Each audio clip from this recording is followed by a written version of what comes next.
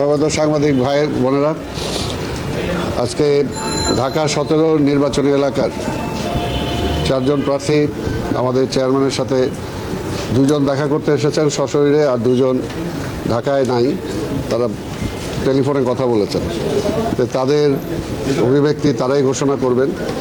আমি প্রথমেই আমাদের ইসের পক্ষ থেকে বিএনএফের চেয়ারম্যান প্রেসিডেন্ট জনাব এস.এম. আবুল কালাম আজাদ, উনি কিছু বলবেন। প্রিয় সাংবাদিক বন্ধুগণ, আপনারা জানেন আমি এই আসনের সাবেক সংসদ সদস্য। 2014 থেকে 2018 পর্যন্ত এই এলাকায় কাজ করেছি।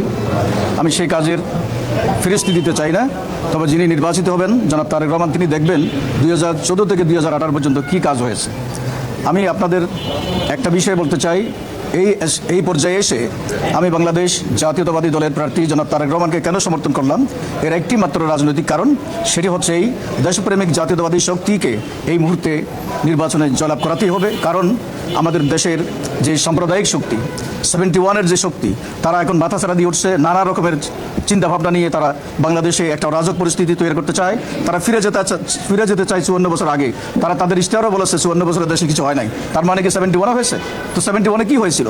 71-এ আমি একজন মুক্তিযোদ্ধা হিসেবে কালুঘাট যুদ্ধে অংশগ্রহণ করেছিলাম জেনারেল শওকতের নেতৃত্বে। আমি পার্লামেন্টে বলেছি, মাননীয় স্পিকার, আপনারা বলেন জিয়াউর রহমান যুদ্ধ করে নাই, পাকিস্তানের চর ছিল। আমি প্রশ্ন করেছিলাম, জিয়াউর রহমানকে বীরত্তম উপাধি কে দিয়েছে? মৌলানা ভাসানী দিয়েছে? না। বিএনপি দিয়েছে? না।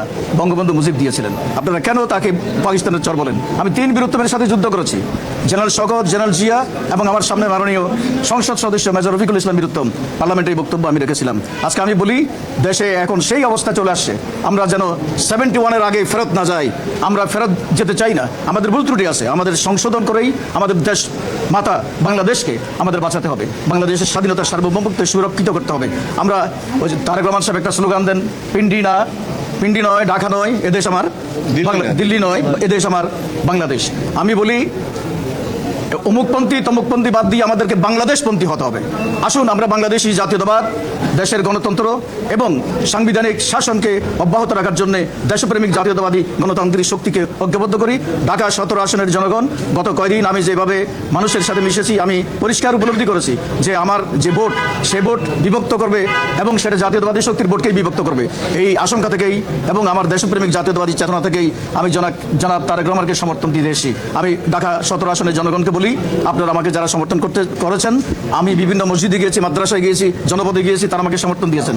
কিছু মিডিয়া এইসব প্রচারও করেছেন, তাদেরও ধন্যবাদ। যারা প্রচার করেন নাই তাদেরও ধন্যবাদ, কারণ আমারও সীমাবদ্ধতা আছে, সেই কারণে আপনাদের পাশে আমি দাঁড়াতে পারিনি। আমি বলি, আপনারা সবাই এই মুহূর্তে দেশপ্রেমিক শক্তির কাণ্ডারি জনাব তারেক রহমানকে দানের শীষে ভোট দিন। ধন্যবাদ সকলকে। আসসালামু আলাইকুম।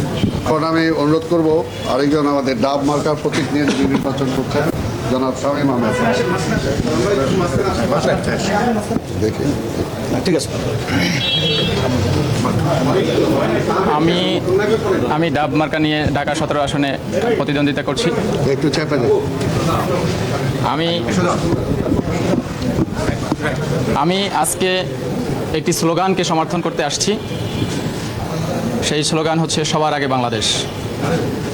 আমি আমার অতীতে আমার একজন প্রতিদ্বন্দ্বী প্রার্থী বা আমাদের ভাই যত কথা বলেছেন, ওই কথাগুলোকেই সমর্থন করেছি। অতএব এতে করে আমার কথা সংক্ষিপ্ত হবে। আমি বিএনপির সবার আগে বাংলাদেশ স্লোগানকে সমর্থন করতে এসে আমি 17 আসনের আমাকে যারা সমর্থন করেছেন, ভোট দেওয়ার অঙ্গীকার করেছেন, তাদের উদ্দেশ্যে আপনাদের মাধ্যমে আহ্বান জানাই, যারা আমাকে ডাব মার্কায় ভোট দিতে চেয়েছেন, তারা ধানের শীষে ভোট দিলে আমাকে ভোট দেওয়া হবে। আমাকে ভোট দিলে বাংলাদেশ সুরক্ষিত থাকবে। এর বাইরে, ধানের শীষের বাইরে ভোট দিলে বাংলাদেশ, সেই আমাদের স্বাধীনতার সার্বভৌমত্ব বিনষ্ট হওয়ার সম্ভাবনা আছে। কারণ আমরা দেশ বিরোধী কোনো শক্তিকে বাংলাদেশের ক্ষমতায় দেখতে চাই না। এতটুকুই। আমাদের আরও 2 জন যে প্রার্থী ছিলেন, জনাব মোহাম্মদ রাশেদুল হক আনারস মার্কা প্রতীক নিয়ে যিনি নির্বাচন করছেন, এবং আরেকজন মঞ্জুর হুমায়ুন উনি আপেল মার্কা দিয়ে নির্বাচন করছে। এই দুইজন এই মুহূর্তে ঢাকা নাই, ঢাকার বাইরে আছেন।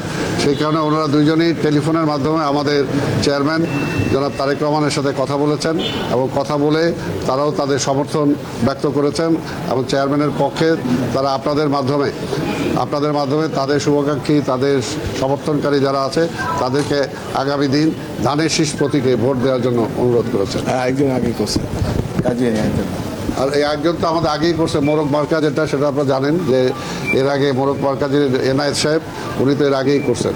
অর্থাৎ আজকের এটা প্রমাণিত যে আজকে দেশের বেশিরভাগ মানুষ বা দলমত আজকে আমাদের নেতা তারেক রহমানের পক্ষে বা বিএনপির পক্ষে তারা সমর্থন ঘোষণা করছেন। এতে উতলা হয়ে আজকে দেখেন অনেকটা মাথা খারাপ হয়ে গেছে তাদের, আমাদের প্রতিদ্বন্দ্বী যারা আছে বিভিন্ন জায়গায় দেখতে পাচ্ছেন যে কিভাবে টাকা পয়সা নিয়ে আজকে কী ধরনের হচ্ছে। দুই একটা তো মিডিয়া আসছে, বাকিগুলোতে মিডিয়া আসে নাই। আমরা এর আগেও বলছি যে আমাদের এখানে বস্তিগুলোতে কিভাবে তারা টাকার মাধ্যমে ভোট কেনার জন্য চেষ্টা করেছে। অর্থাৎ তাদের জনসমর্থন না থাকার কারণে তারা এখন অবৈধ পন্থা অবলম্বন করছে। কাজে নির্বাচন কমিশন এবং পুলিশকে বলবো এই সমস্ত বিষয়ে খেয়াল রাখতে এবং নির্বাচন কমিশনকে বিশেষ করে বলবো যে কোনো অবস্থাতেই যাতে ভোট যেটা হবে সেটা যাতে আমরা চাই সুষ্ঠু একটা ভোট হবে, নিরপেক্ষ ভোট যাতে মানুষ দিতে পারে, সেটার জন্য যা যা দরকার নির্বাচন কমিশন সেই ব্যবস্থা গ্রহণ করবে। কোনোভাবেই যাতে কোথাও কোনো অবৈধ কোনো কাজ না ঘটে এবং তারা একটা বিশৃঙ্খলা যাতে সৃষ্টি করতে না পারে সেটার জন্য আমরা জনগণকে আহ্বান জানাবো এবং নির্বাচন কমিশনকে আহ্বান জানাবো এবং আমাদের শৃঙ্খলা বাহিনী যারা আছে তাদেরকেও আহ্বান জানাবো। ধন্যবাদ।